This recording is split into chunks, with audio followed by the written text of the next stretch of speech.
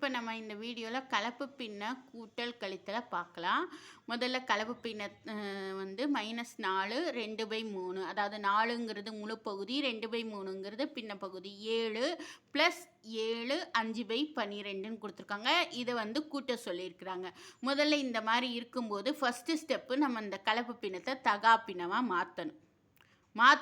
மாற்றினாதான் நம்மளால் என்ன செய்ய முடியும், கூட்டவோ கழிக்கவோ முடியும். அப்படியே வச்சு கூட்டவோ கழிக்கவோ கூடாது. கலப்பு பின்னத்தை அப்படியே வச்சு இப்போ கலப்பு பின்னத்தை தகா பின்னமாக மாற்றுறதுக்கு முதல்ல இந்த கலப்பு பின்னத்தில் இருக்கக்கூடிய முழு பகுதி இருக்குது பார்த்தீங்களா, அந்த முழு பகுதியை 3ஆல் அந்த பகுதியால் பெருக்கணும். 3 × -4.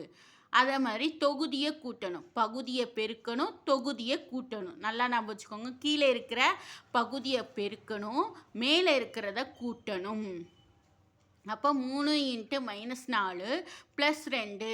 அப்போ நம்மளுக்கு ஆன்சர் -14ன்னு வரும். 3 12 + 2 14/3ன்னு வரும்.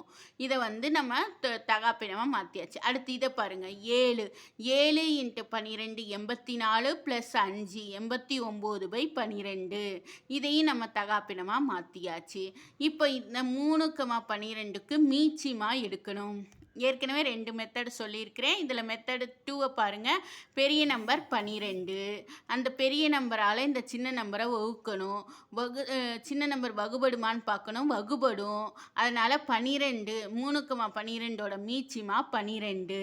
இப்போ -14/3, கீழே 3 இருக்கனால 12 வர்றதுக்கு எதால் மல்டிபிள் பண்ணணும், 4ஆல் மல்டிபிள் பண்ணணும். மேலே இங்கிலையும் 4ஆல் பெருக்கணும்.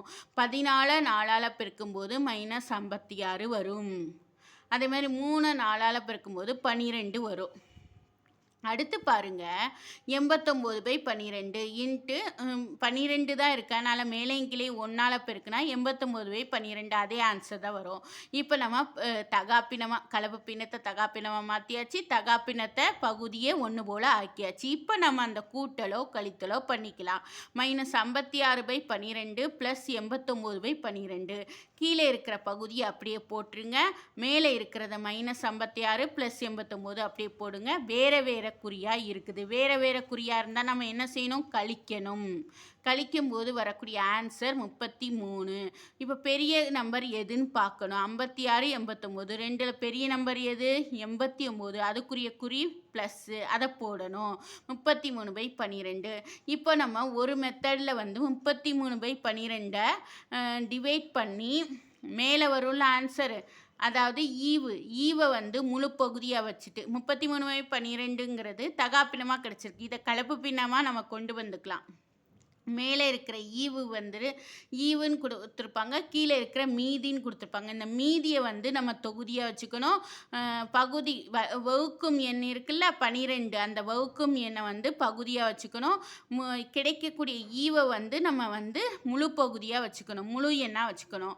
2ங்கிறது முழு எண், 9ங்கிறது தொகுதி, 12ங்கிறது பகுதி. இந்த 9/12 மேலும் வகுபடும். 3ஆல் வகுக்கும்ல, அதனால் 3 9 4 12 இப்படி போட்டுக்கலாம்.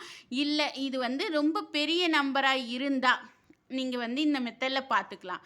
இது இந்த நம்பரே சின்ன நம்பராக தானே இருக்குது. இது வேறு எதுலையாவது கேன்சல் பண்ண முடியுதா, இதையும் சுருக்க முடியுதான்னு பார்க்கணும். 33/12 ரெண்டுமே 3ஆவது வைப்பாடில் போகுது. 3ஆவது வைப்பாடில் போகும்போது அதாவது 11 3 33, 4 12. அப்போ 11/4ன்னு வருது. 11/4ல் எத்தனை 4 இருக்குது, 8.